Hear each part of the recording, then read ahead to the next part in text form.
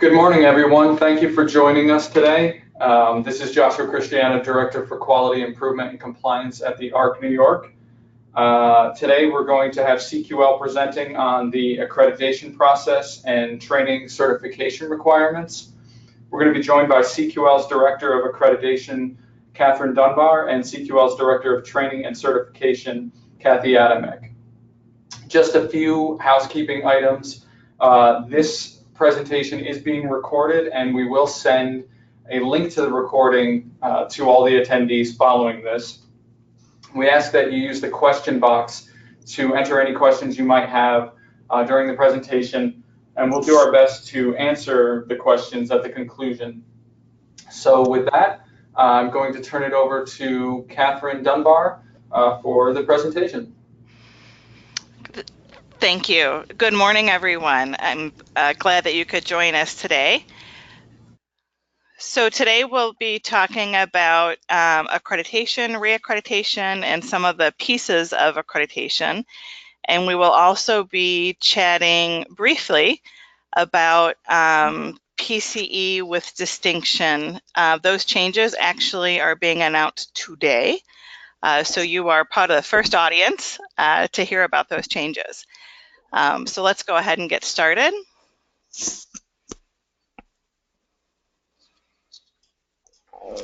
So CQL, the partners with CQL embrace really organizational transformation. And that organizational transformation has many pieces associated with it. Many of our partners engage in certification activities with the personal outcome measures. They may contact us for consultation. They use our data system. They use our training menu, and some engage with us in accreditation. And many organizations engage with us in more than one of these pieces. And all of these pieces truly do lead to organizational transformation.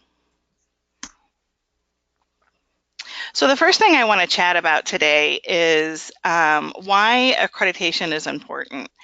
And, having worked for an accredited agency for 20 years, I can certainly speak from personal experience why accreditation is important.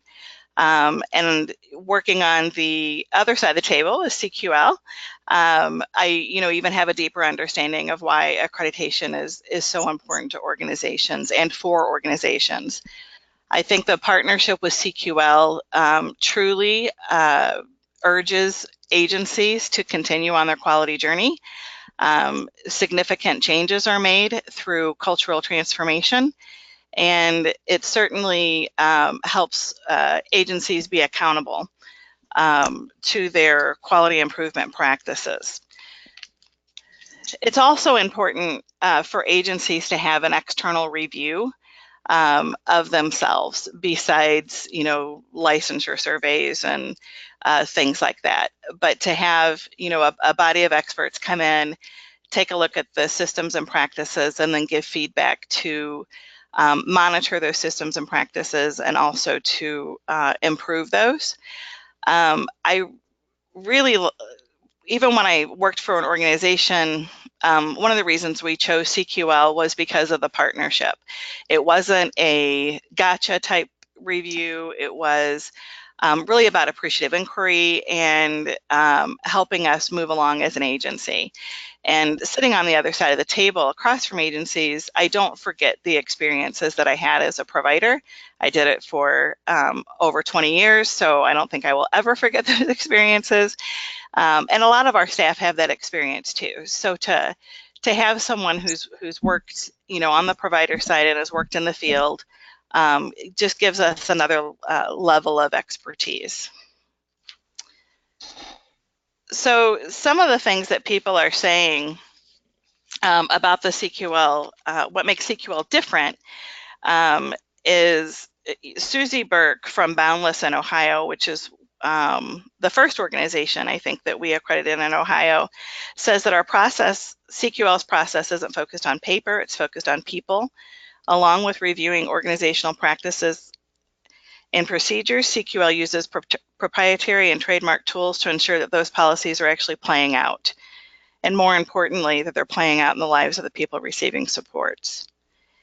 Kelly Kenderman from CSDD in New York says that it drives our commitment to continuous improvement, which I always find true too. You know, the checkpoints that we have with agencies, the checkpoints that I had, you know, being with an accredited organization, really help motivate us to stay on that quality journey. Carmine says that there was a true sense of excitement among all the stakeholders from ARC of Rockland. Jeff Peterson from CHA Friendship of North Dakota, who we've partnered with for quite some time, says that the CQL approach is really building on strengths, which is true. We really like that appreciative inquiry approach, and really having organizations focus on the good things that they're doing so they can improve the things that they wish to improve. And then Kim Zeller really is a champion for data, and they use the data that they collect with and for CQL to engage in their strategic planning process. So CQL does tend to accredit entire organizations as it's more meaningful. So if an organization has multiple service lines, we take a look at all of those service lines. And that is based on the information that the organization tells us in the request for engagement.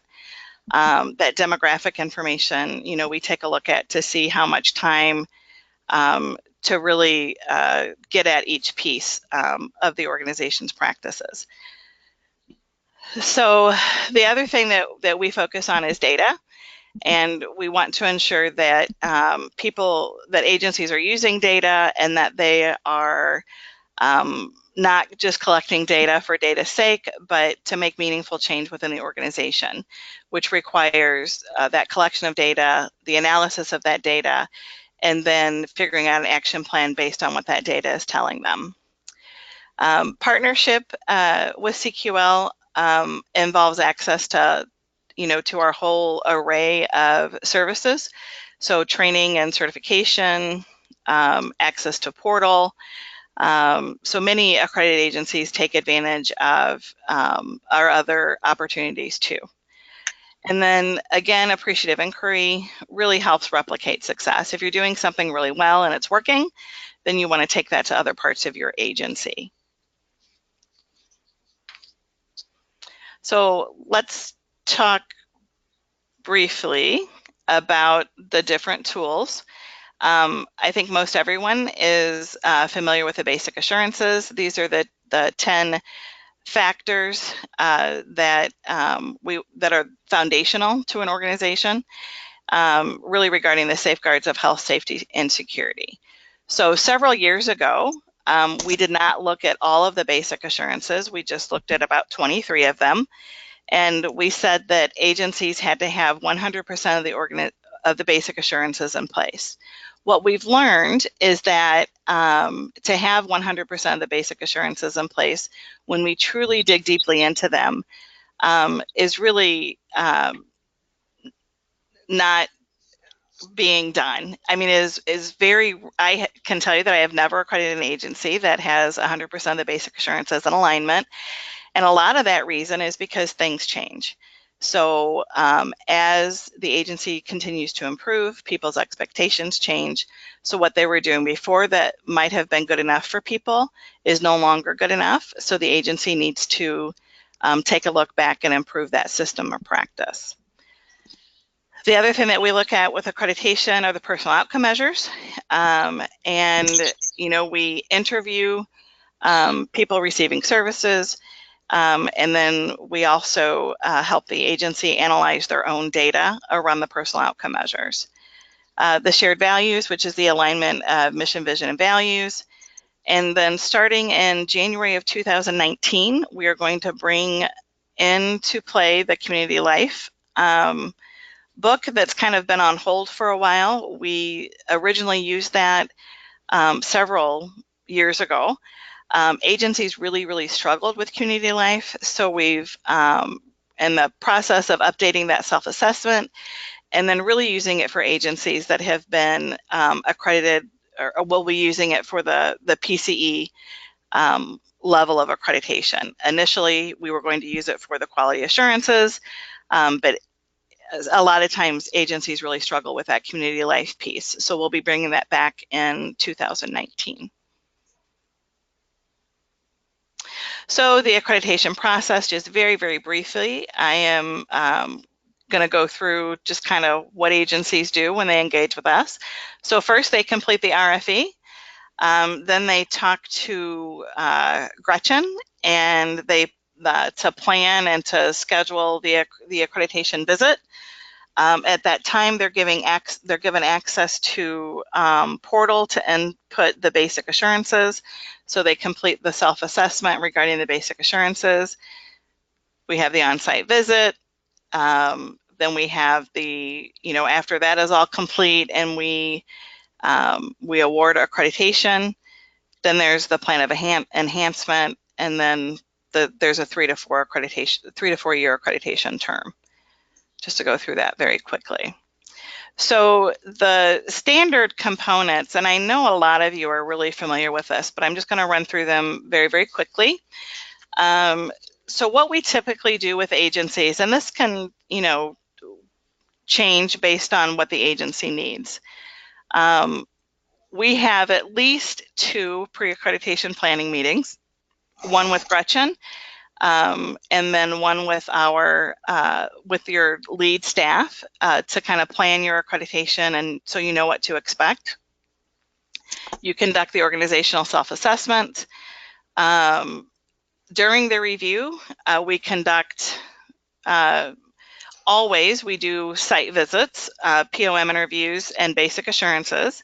With the PCE level of accreditation, we do stakeholder events, and then more with data analysis and collection.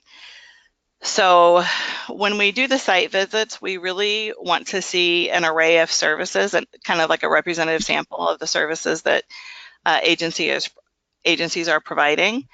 This is not an audit, so we are not going into agencies doing the white glove test to see if the floorboards are dusty.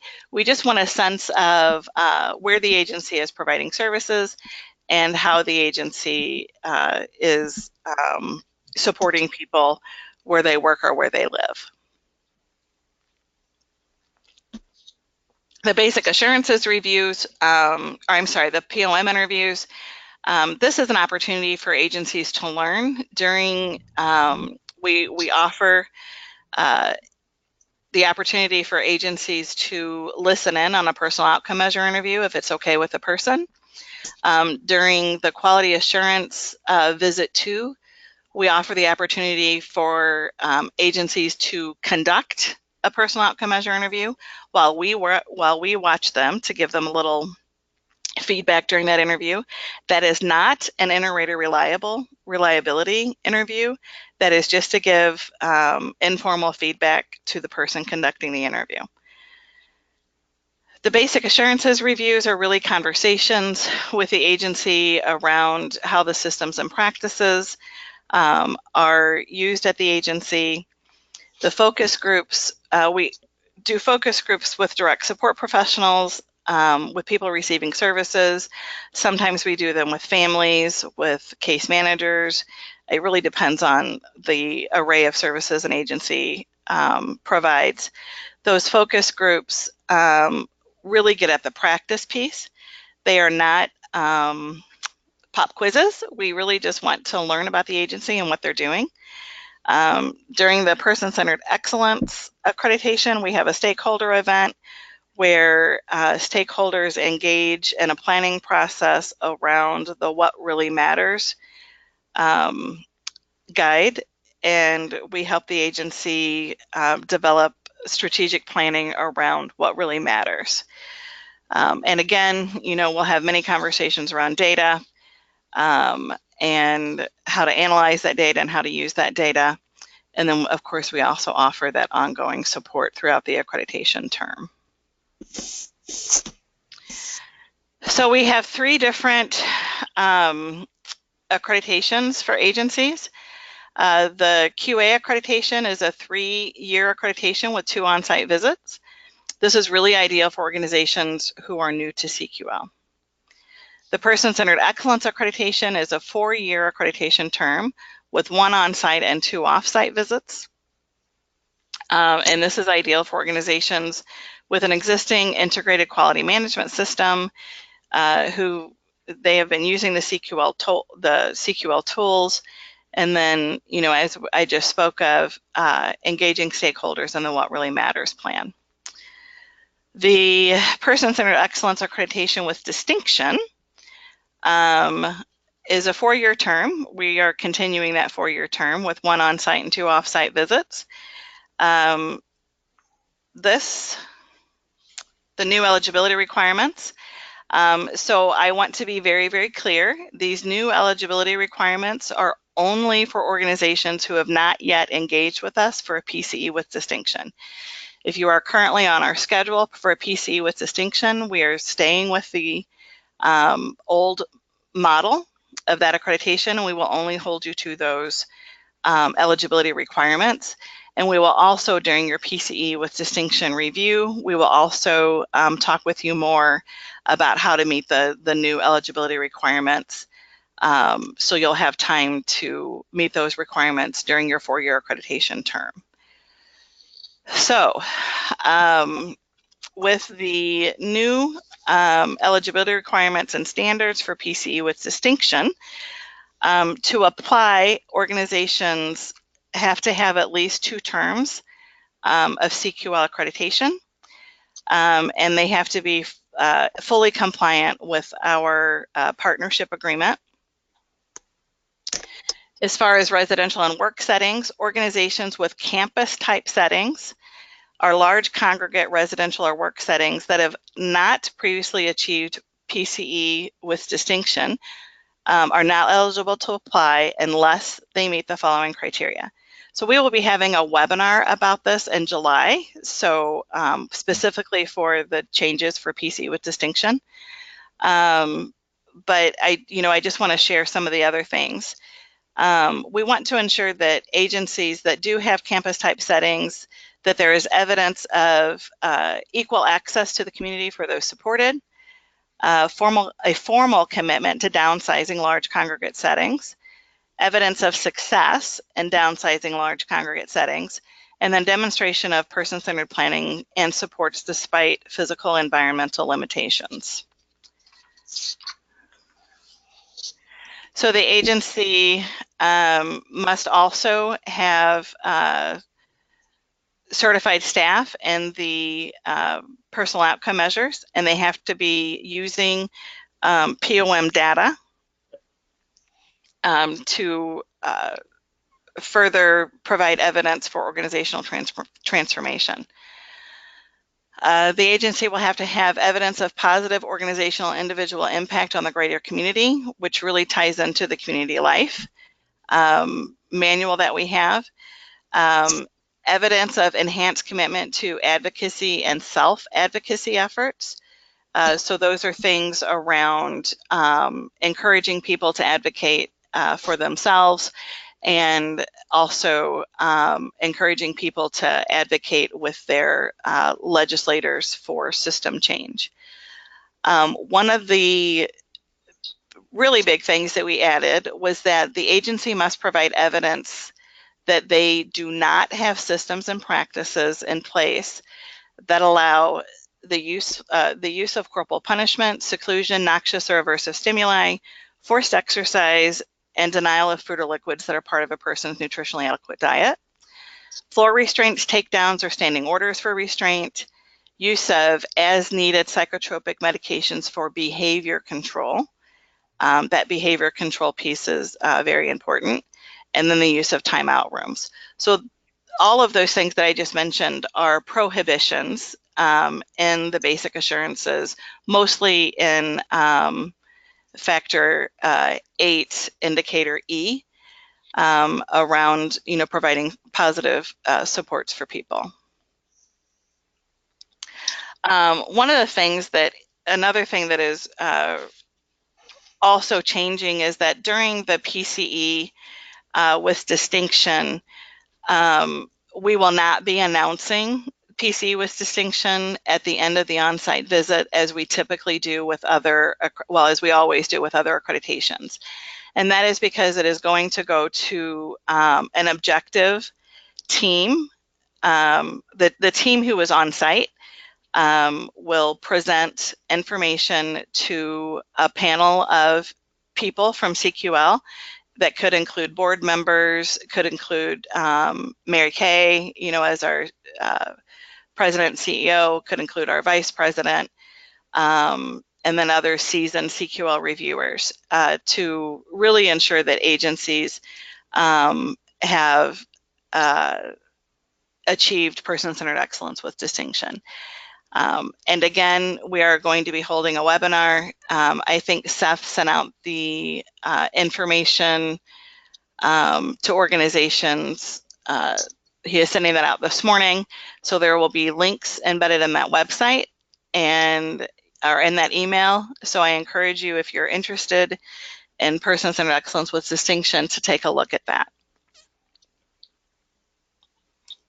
So let's talk very quickly about the mid-cycle visits. One of the things that sets CQL apart from other accrediting bodies is that we have really some touch point meetings to ensure that the agencies are staying on track with their planning that we approved at the end of the visit, or actually 30 days post the visit when you submitted your alignment plans. So for the QA accreditation, we have the second visit between 12 and 18 months. It is on site and it's a very dense visit. We're trying to keep the costs as minimal as possible for agencies, where we go back and we follow up on the basic assurances alignment plan. And to do that, we have you complete a form that tells us where you're at, and then we come and we validate that. We also do a POM interview that I spoke of before, and we also conduct focus groups to look at those systems and practices. So for the PCE and PC with distinction, we have a second visit between 12 and 18 months, which is basically a telephone call that usually lasts about 1.5 to 2 hours, where the agency provides evidence on how they have progressed on the basic assurances alignment plan, how they're using POMs. We look at factor 10, we help you look at data. We also talk to you about the What Really Matters plan, and then your PCE long-term plan. The third visit, we just revamped. We just had our first cycle 3 visit with an agency. And what we're offering there that is a little different, we still want updates on, the things that we discussed during the second month or the second call. But the third call, we offer the opportunity for agencies to pick our brains if they have some sort of challenging issue. So when you complete your fillable form for the third visit, then we ask you very directly if there's something that you want to talk to us about that you could use our assistance with. So then the person conducting that call will do some research if needed, but we'll be able to provide you with some support regarding a challenging issue. We also want to hear success stories about your agency. And so we've actually put in a place for you to share some of those stories. So a lot of questions have come up around reaccreditation, and I think a lot of people want to know why. Reaccreditation is similar to the initial accreditation. If you're going for the same level of accreditation. So the PCE that you had in 2016 will look similar to the PCE that you have in 2020. And the reason for that is, well, there are lots of reasons actually, but some of them are that people's expectations change and regulations change, as we all know, with the updated CMS HCBS rule, and OPW DD changes systems and rules, so expectations also change. And quite simply, quality improvement's a continuous journey. As you all know, you could be focused on a challenging issue that you may be having, so some of those other things that you were working on may fall off a little bit. And then systems and practices which worked formally may no longer be sufficient, may no longer meet people's expectations. So you may need to change a system or practice to meet people's expectations. We really want to build on the agency's progress of prior years. We have that information available. Our staff are expected to be familiar with that information when they enter your organization for reaccreditation. We'll also be introducing community life for agencies with PCE. And then we also will focus on the basic assurances monitoring plan more heavily during that reaccreditation visit.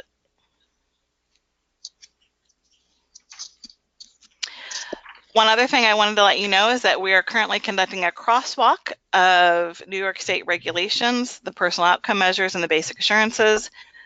We do have staff who are familiar with New York State regulations who are assisting on that project. We expect to have it done sometime next month. And I think that will be helpful for agencies. One of the most common questions that I get from agencies, actually across the US, not just New York, is if there is a CCO or an MCO or an external case management body, some sort of conflict-free case management, who conducts the POMs? That's the burning question that I think everyone has.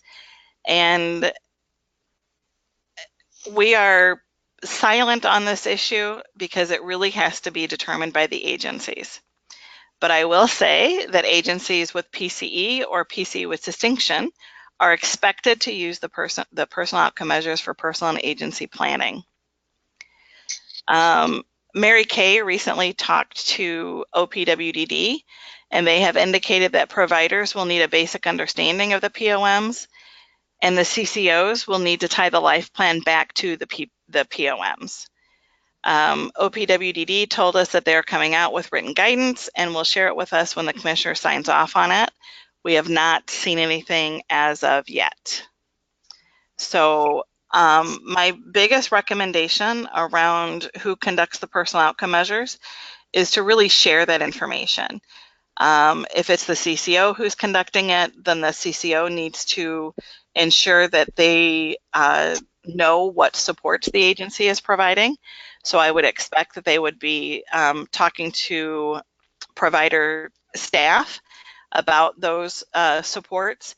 It really has to be a team effort, between the agency and the CCO, no matter who is conducting that personal outcome measure interview.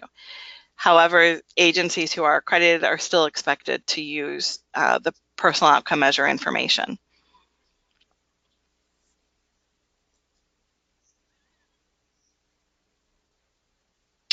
So as many of you know, Tennessee is accredited by CQL, and this is just one of my favorite quotes, so I threw it in here. Doris is an advocate, a self-advocate in Tennessee, and she says that in order for people to have a good life, staff need to know what's important to them. So just ask. And I think that is really, really gets at the personal outcome measures. You think you know someone. I know I had this, personal experience where I knew someone for a very, very long time, for 15 years, and I thought I knew everything about her. I started using the personal outcome measures and learned that I really did not know anything about her. So, using the tool is incredibly valuable, and I encourage everyone to use it.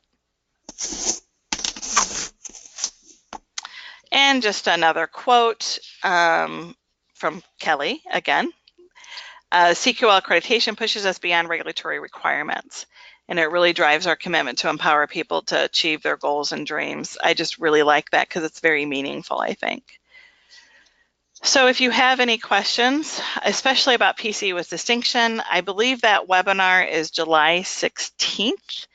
I will be I'll be verifying that when while Kathy's giving her information, but it's also coming out in the information that you'll be receiving from Seth today, or at least accredited agencies will be receiving from Seth. So if you have any questions, please give us a shout. And our contact information is right there.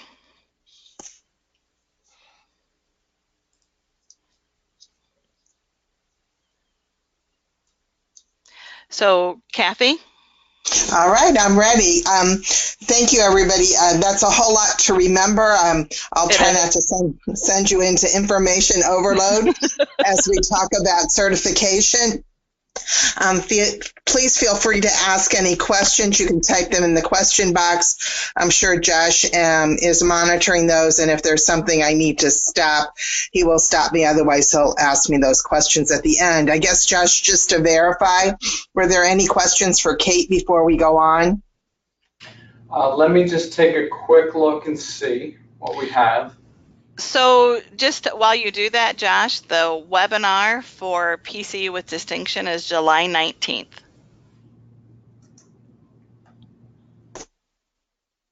All right, we do have a question.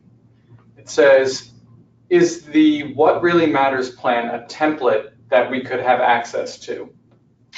Yes, it's actually on our website. The What Really Matters is a guide for organizational transformation based on what really matters to people. CQL did a lot of research and had feedback from various stakeholders to develop that guide. Okay. We have another question. Where on the website can I find estimates of the cost for reaccreditation? And this is a question surrounding budgeting. So it is under the accreditation tab. You could also reach out to Gretchen Block, and she can give you an estimate based on, there are a lot of factors that go into pricing as far as the demographics of the agency go. So we look at where an agency is, like how far flung an agency is, geographically. If they go across a whole state, we'll need to send more reviewers than usual. It's also based on the number of people you provide services to and things like that. A lot of information goes into that pricing. So your best estimate will come from Gretchen Block, and you can just email her, and she'll be able to give you an estimate. But the general estimates are on the website under the accreditation tab. Okay, and I think that's all the questions at this point. Just let me add that please remember that the cost of accreditation is spread over the 4 years. It's not all due at once. And Gretchen can also give you that breakdown, which will also help with budgeting. Okay. I think that's all we have at this point. So Kathy, okay. If you want to start. All right, perfect. Thank you. So I want to talk about certification, and I think probably the single most important thing for you to remember is that those of you that were certified prior to October and signed an agreement are operating under that agreement. So there are no requirements for continuing education. There are no requirements for certified interviewers to conduct a certain number of interviews. There is an expectation for certified trainers to have done a certain amount of training.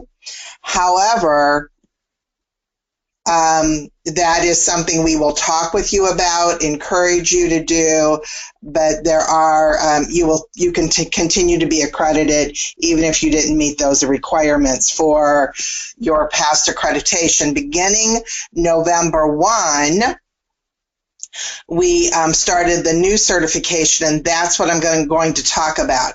So those of you that have been certified and haven't gone through recertification, you are operating from your current certified agreement, whether you're an interviewer or a trainer. So now I'm going to talk about what you would do for your next certification. So the main reason why we looked at certification was we did want to establish criteria that would help us to maintain certification. One of the things in looking at the data that we found was that if CQL staff goes in to do a personal outcome measure interview, generally speaking, the outcomes and supports are lower than if a certified interviewer or trainer did an interview. Their results are usually a little higher, and then a non-certified interviewer is usually even higher than the certified interviewers. So we looked at that and we thought, well, we've been requiring annual certifications, and that's not helping us to get to where there's more consistency between whether it's a CQL staff or a certified interviewer or trainer. So what we wanted to do was to, instead of just testing, we wanted to make sure there were opportunities for learning. So we wanted to add that in. And then we wanted to extend the certification term from 1 year to 2 years. And this was in response to a couple of things, including our customers asking us to consider that. Kate, move this slide, please.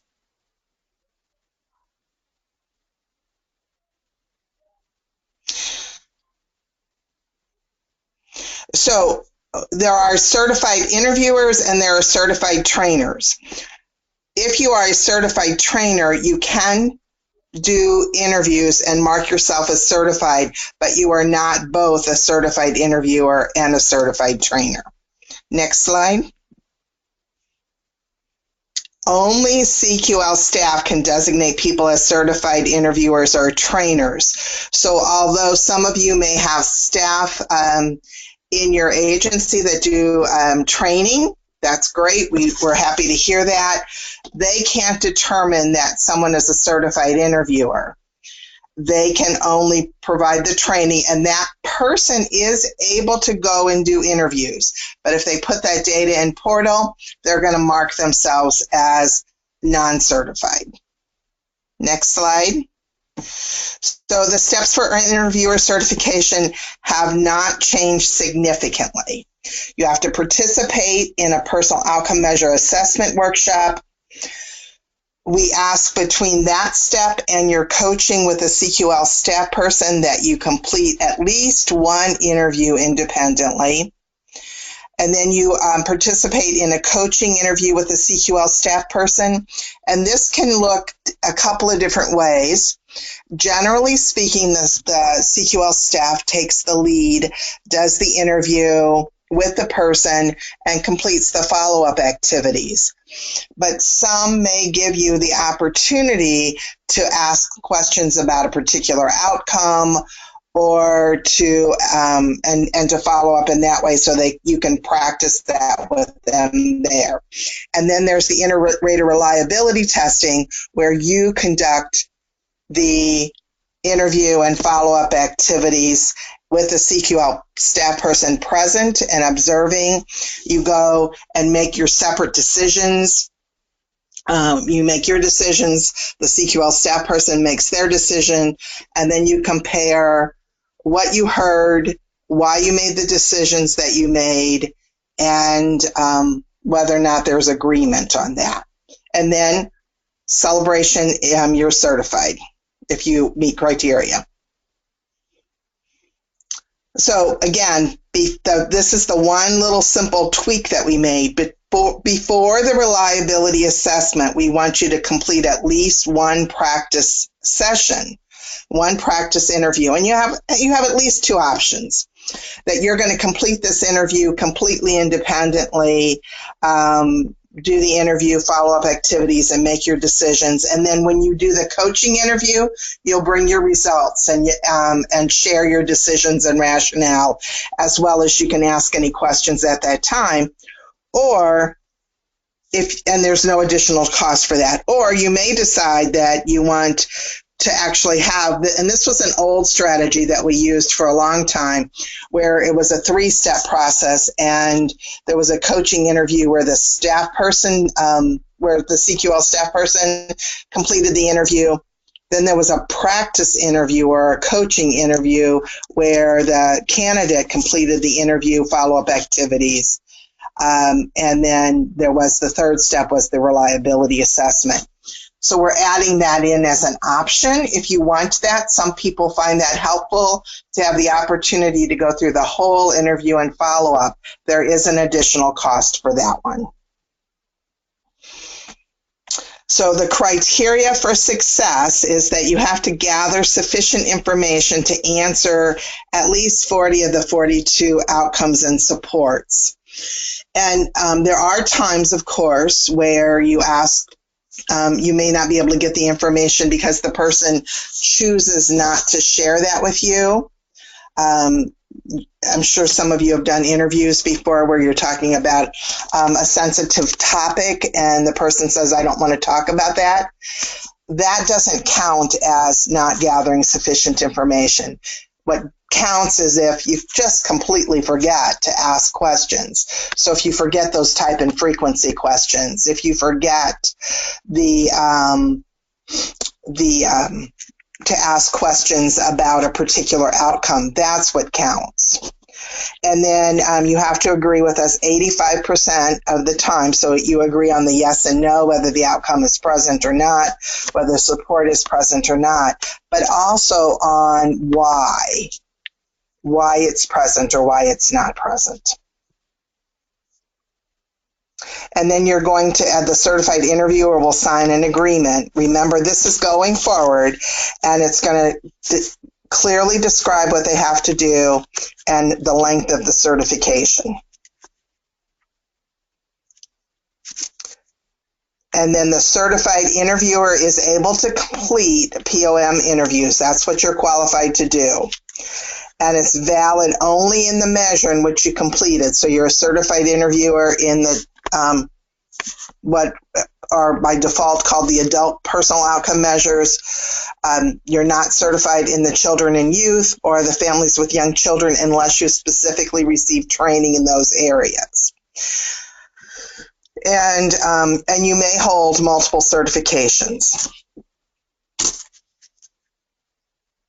The requirement to maintain certification as a certified interviewer is during the 2-year term of your certification, you will complete 20 interviews. And you will complete 8 hours of continuing education from CQL. We're going to talk a little bit about what that looks like in a few minutes, so I'm not going to spend a lot of time on that right this second. All right. If you're certified in more than one measure, we've reduced the number from 20 to 15, but you'll have to do 15 in each measure. So that's really a total of 30 outcome interviews. Next slide. All right. So now we're going to talk about trainer certification. And the trainer certification has not changed at all. There are not even any minor tweaks to it. So first you participate in a personal outcome measure workshop.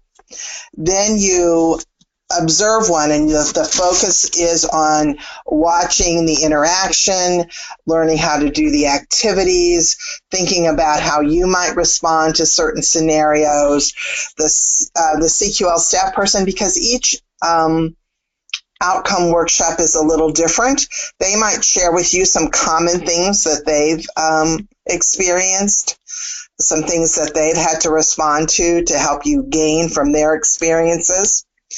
Then you'll complete your reliability testing, and you will do your preparation. So you'll figure out kind of if you're team teaching, you'll practice different things, you'll make flip charts, you'll go over and have the opportunity to ask about activities and purpose and how you relate those back to what you're teaching. And that's also a time, again, when we might have you role play or think about if you're in this scenario and the participants in the class are saying this, how might you respond? And then you're going to facilitate a personal outcome measure workshop. You might do this alone, or you might do it with one other person. And again, if you're successful, yay, you're certified. So the criteria for success in that first workshop is attendance and participation. In the observation, again, it's attendance and participation. For the reliability assessment, it's the same as the certified interviewer. You have to gather information sufficient to answer the outcome questions for 40 out of the 42 answers. And you have to agree at 85%. Again, that's not just yes or no, it's whether or not you agree on the whys as well. And then we have a checklist for the facilitation, and it looks at your presentation skills, your ability to demonstrate your understanding of the personal outcome measures, and to engage the group. Next slide. You also will sign an agreement that talks about clearly what the expectations you have to do and the term of your certification. You are authorized to conduct personal outcome measures, again, in the measure in which you completed your reliability, and you're able to facilitate the 4-day POM workshop in the measure that you are certified, and you may be certified in more than one measure. So there are the requirements for training did not change, except that since it went from a 1-year term to a 2-year term, we doubled the requirements. And then we also have the 8 hours of continuing ed from CQL. We'll talk about that again in a minute. Option 1 is that you do 4 POM workshops a year, or 8 in the 2-year period. Option 2 is that you do 4 POM workshops and 16 POM interviews. Option 3 is that you do 4 workshops, 4 interviews, and 12 days of customized training. And that customized training does have to be reviewed and approved. We did send you, we did develop a template primarily at your request, but we are getting ready to release it to other people at this point as well. Could you go to the next slide? Oh, and if you're certified in more than one measure, then those are the requirements. So they increase and you have to do them in each measure. All right. And then we created the 1-day POM template. This is the first slide from that. It is available on your website. I was curious to know if you had used it and what you thought of that. So if you have used it, if you would share that information. I don't know how many people are on, so it might be difficult to open up the mics, but maybe you could type in your question box, in the question box, if you've used it and if you have any suggestions or comments about it. Or if you would prefer just to contact me later, you could do that as well. But it is available at this link. Next slide. Oh, I'm sorry. Go back for a minute. So I did put the password in here too, just in case, because you do have to have the password, and it's NY Training PPT. Your certification term was 1 year for either a certified trainer or interviewer. Beginning November 1, everyone was eligible to be certified for 2 years. So that's the change in the certification. In order to keep it fair and make sense, we've determined that certification will end exactly 2 years from the date of your certification. And if you complete your recertification early, the expiration date doesn't change. If you complete it late, it doesn't change. So let's look at the next page, and hopefully that'll become clearer. So if you were certified in March of 2018 and you were certified for 2 years, then your certification would be due to expire March 17, 2020. But say that you decided that you wanted to pair with another person, and so you needed to do it a little early, so you did it in February. We would keep your expiration date as March 17. If you did it late, and so you instead of doing the certification in March, you did it in April, your certification date would stay the same and it would still be March 17. And this is just to make sure it's a 2-year certification. It's not a 23-month. It's not a 26-month. So it's just a 2-year certification. Next slide. It will lapse the last calendar day of the month following the expiration. So if you're certified on March 17th, you're in good standing until the last day of April 2020. If it lapses, so after April 30th, it would lapse and you would immediately stop referring to yourself as a certified trainer or interviewer, and you would enter data in as a non-certified. To come back into good standing, you'll have to complete additional training as determined by CQL and successfully complete your inter-rater reliability. And this is, we're doing this now on a person-by-person basis. So if, you've lapsed and if your certification has lapsed and we've made changes, we would require you to do certain things. If you lapsed and it's 3 weeks, it would be different than if you've lapsed and it's 3 years.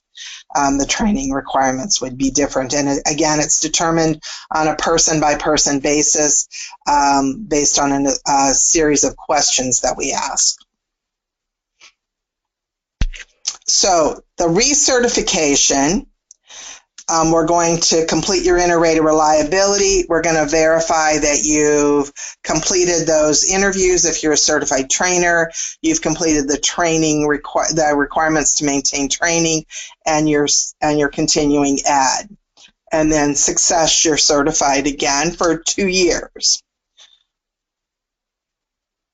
Again, remembering that you can put the 20 personal outcome measures in portal, either through your basic access that you have or through your full access if you've done more than if you work for an accredited agency or do some different things, you have more access.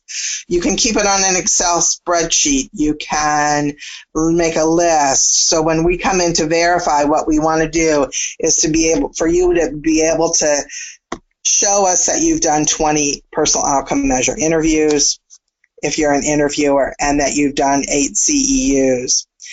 You can get those by these webinars. You can get them by in-person training or CQL conferences or presentations at conferences. And you would just keep a list of those. And if you tell us you did it, we'll believe you.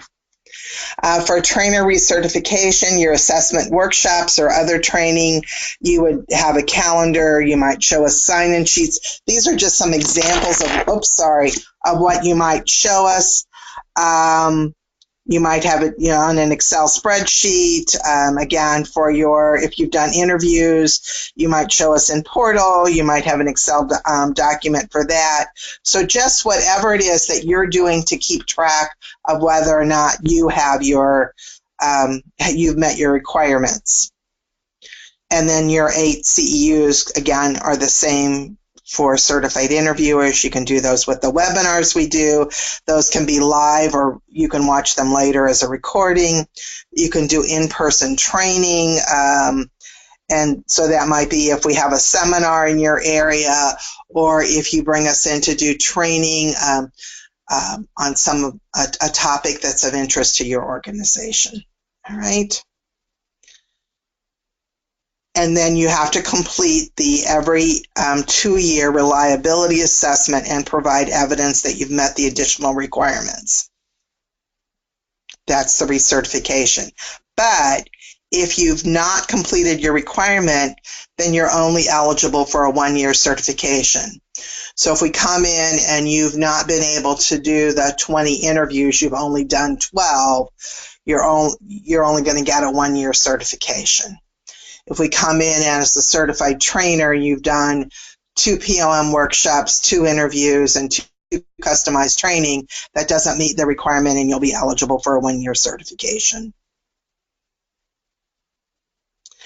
The webinars, we have done several webinars already, and I recognize some of the names of folks that participate in those, that sign up through your organizations, and so we appreciate that support. So we have some more webinars in the making. Some of them have been scheduled, some have not. We've got one we're working on and using POMs as planning. In planning with people, we're looking at challenges in the POMs, difficult answers in gray areas. That one is tomorrow, I believe. Modern ableism and disability prejudice. That one, Carly Friedman, who wasn't able to be on this call today, will be presenting, and it's very interesting. She did it for CQL staff not too long ago, and they all recommended that she do it as part of our webinar series, so we're excited to hear that. And then we've actually invited someone from your affiliates, Donna Loveland, to help us with strategies to support rights around money and rep payees. So we'll be having that one in July. It hasn't come out yet, though.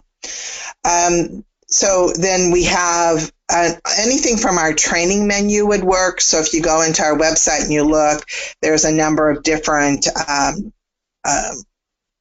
training menu items that we have. If you brought us in and you did any of those in your organization, that would be, in essence, that would probably meet your requirement for everybody for the year. If you did one training, having us come in to do one training session.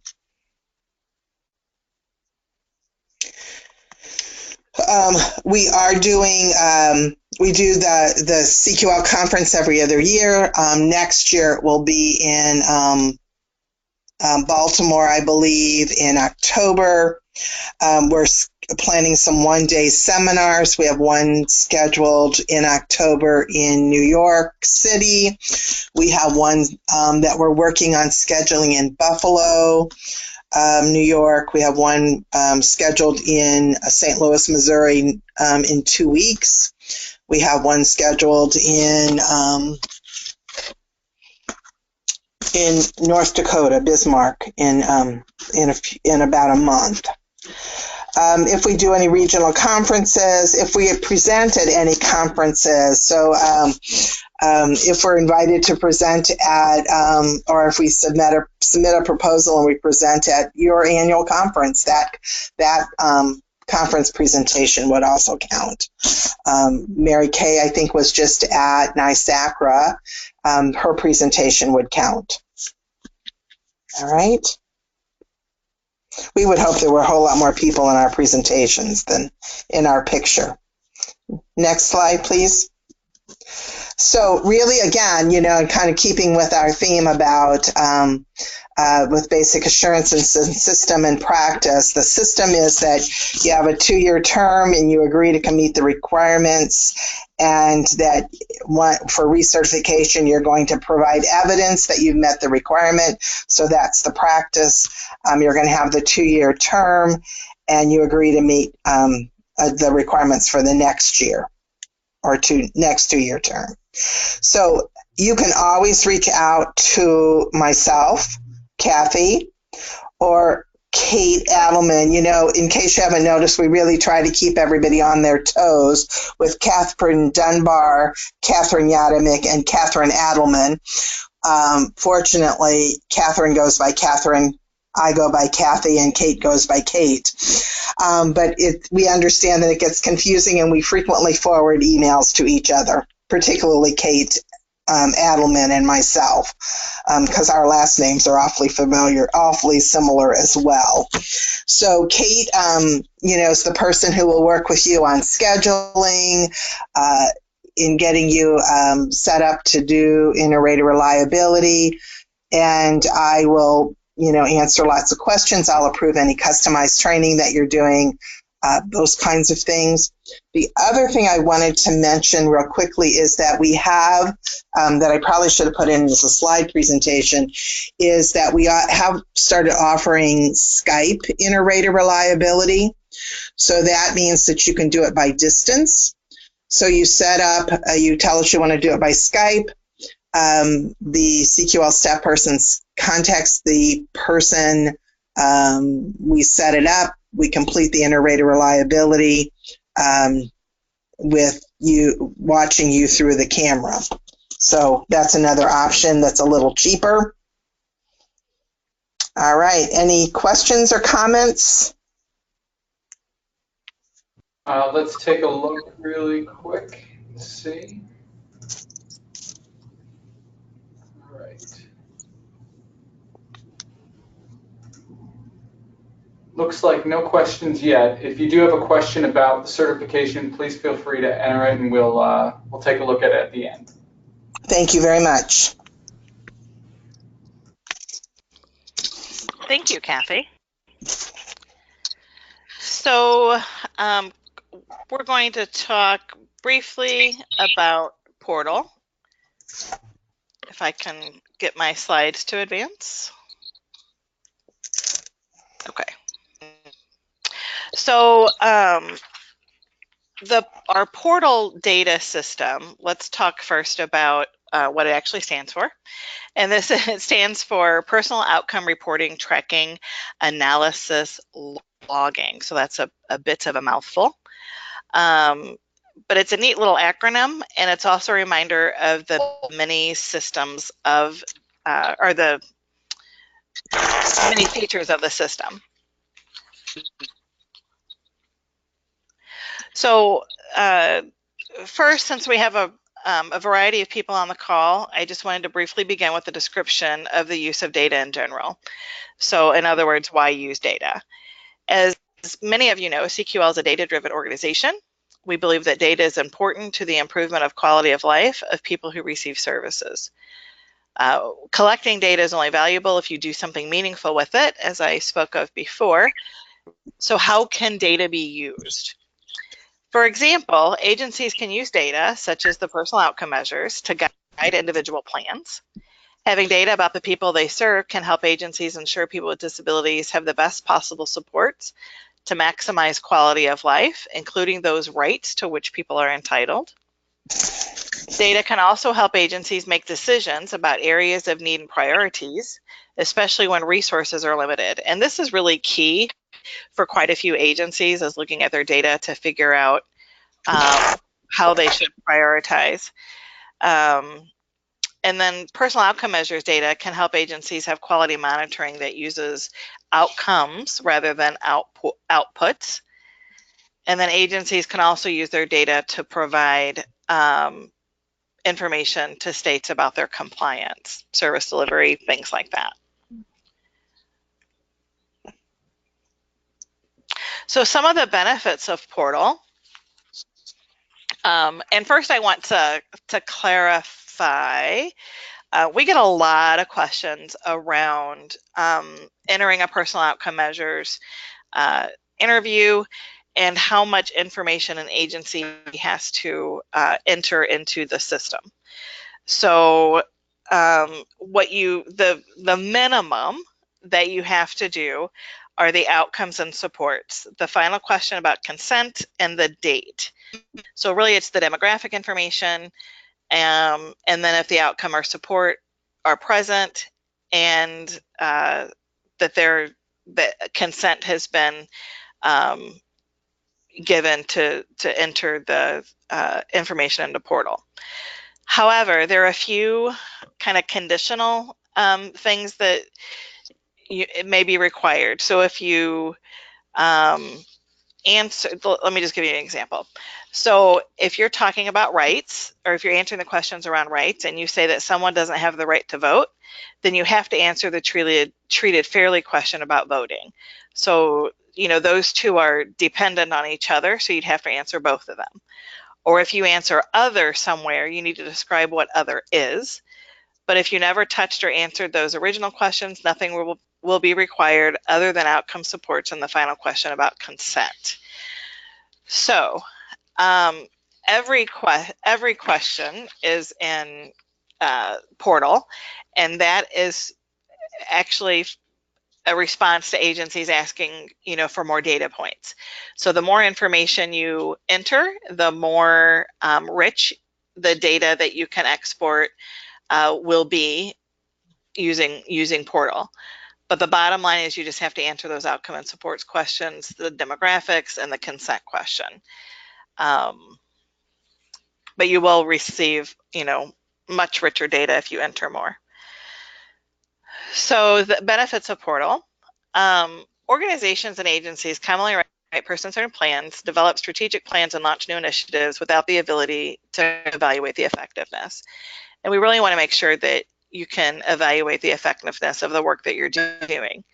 But there are constant constraints on time, money, other resources, but it's critical to provide evidence and database decision-making. Portal offers an intuitive online platform to collect outcomes data, track quality enhancement efforts, and disseminate findings through easy-to-use reporting, which can be shared with key stakeholders. Portal can be used in a variety of ways. You can collect and analyze POM and basic assurances data. You can upload, what I like about the basic assurances piece is that you can upload policies right into it, and that information, you know, obviously remains private. It's a private system. You can also track ongoing quality enhancement efforts and supports, things like assessment of person-centered plans, identifying priority areas, and then comparative analysis across individual agency and national levels, including improvement over time. You can also use Portal to help you develop annual reports. And then you can also use it to report to donors, executive leadership, boards, government agencies, and things like that. One thing that Portal can do is demonstrate the return on investment for fundraising campaigns and other initiatives. And then also it's valuable for evaluating progress for the accreditation process. So some of the features of Portal improves on our previous online data tool by integrating the functionality, features, and design that enhance the user experience and incorporate more applicable reporting capabilities, which I'll show you here in a second. We have a streamlined data entry process, including intuitive dashboards for reviewing outcomes data, the save and continue functionality, which I certainly appreciate, for gradual data entry, analysis involving hundreds of different data elements. Of course, that goes back to the more information you enter, the more information you can get out of it. There are also reporting options. We have some templates, and then we also have some fully customizable options with our report wizard. You can also compare. We have comparison capabilities with nationally available aggregate data, export capabilities to a variety of different formats. Another thing that we really like about the Portal system is the unique login credentials for each individual user in your agency, which provides flexibility in who's able to enter your data, and then also that extra data security so people can only see what you want them to see. And then, of course, we always have technical assistance that can be provided mostly by Carly, but there are some other staff that can help you with questions too. So how to subscribe to the data system. We want to ensure that we're maintaining the integrity of the system and its data. So exclusive access to Portal is limited to agencies and systems who are accredited or who are certified, along with those who have hosted a personal outcome measures assessment workshop. So in the old system, for those of you who are familiar with it, we had 3 different tiers of access with various costs and features. And then many agencies had to pay for access that wasn't very basic. In the new system, we've done away with the different levels of access, and people will get access to everything. In the new system, access to portal is included in the overall accreditation cost for the duration of the accreditation term. So that's a benefit, another benefit to being accredited. And then for agencies who currently have CQL certified interviewers, CQL certified trainers, or have hosted a POM assessment workshop, access to the system can be purchased through an annual prescription, which is around $1,250 a year. And you could renew that every year if you wish. So I would like to, here's Carly's information. There is a lot of information on our website regarding portal. There are some webinars and also just some other information that Carly has posted on our website. We also have, Carly sends out a weekly kind of data tidbit on our Facebook page. And it's information that she's gleaned from portal, so that's always interesting information too. And Carly can pretty much answer any of the questions that you may have regarding portal.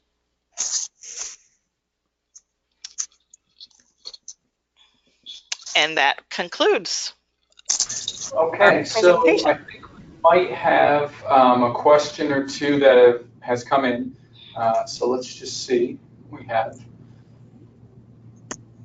All right. Did you say the Skype was available for trainer certification or interviewer recertification? It's only available for recertification. It's not available for initial certification. I don't think I spoke about that at all. But if you are for recertification, either for trainer or for interviewer, you can have a Skype recert. Is the ARC New York able to aggregate data from the portal for all chapters? So I know that we've in the past pulled data from the portal. We can do it by chapter. We also do have the ability to look at national or state, I think it's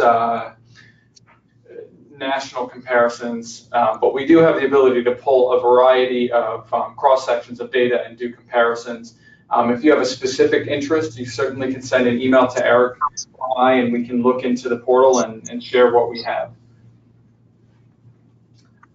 Do accredited agencies have to have a specific percentage of POM interviews entered into portal? No.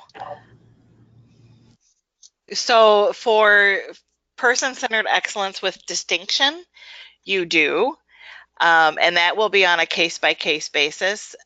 We decided it was way too complicated to say you have to have this percentage. We used to say 10%. However, if an agency serves 14,000 people, that means 1,400 certified interviews a year, which is a ridiculously large amount. And we can't expect agencies to do that many certified or reliable interviewers in a year. So for person-centered excellence with distinction under the new requirements, that is something that we will discuss on a case-to-case basis. We will be requiring a random sample or a representative sample of the various service lines that the agency offers. But no, for PCE, there is no minimum requirement to enter into portal, or for QA for that matter. Okay. The next question is, will you be sharing feedback from the provider survey done in New York? So I'm not sure which survey that is referring to. I know that we did a survey back in, let's see, it was last year, and we did receive recommendations from CQL and feedback based on that survey that we have sent out. We can distribute that again to everyone so you can see sort of, and that's sort of how we got to this presentation today. In that survey, there were a lot of questions about the certification process, the reaccreditation process. So, you know, we've tried to build on that survey, but we certainly can send out that information again. And then, can you speak to any conditions where an extension may be offered on the Sure. certification or the accreditation process? Yes, CQL will offer a 3-month extension on accreditation, and that requires you to fill out an affidavit, you know, certifying that you're in good standing with the state of New York. In New York, since you do not currently have to be accredited, you could allow your accreditation to lapse, and then we would just, depending on how long that lapse period was, we would still consider you an existing organization. We don't extend beyond 3 months because there are states where accreditation is required, and we don't want to have our names stuck in an agency for more than 3 months past the expiration of the term of accreditation. But we are happy to work with you. I know a lot of agencies are going through, not just in New York, but in other states, are going through some significant management changes or significant statutory changes or regulation changes. Reach out to us if you need some support through those changes. We're happy to work with you, but we do offer a 3-month extension as long as the agency is in, compliance with their current state regulations and with a partnership agreement. Okay, I think that is all of the questions. So thank you, Kathy and Kate, for your time this morning. We very much appreciate you giving this presentation.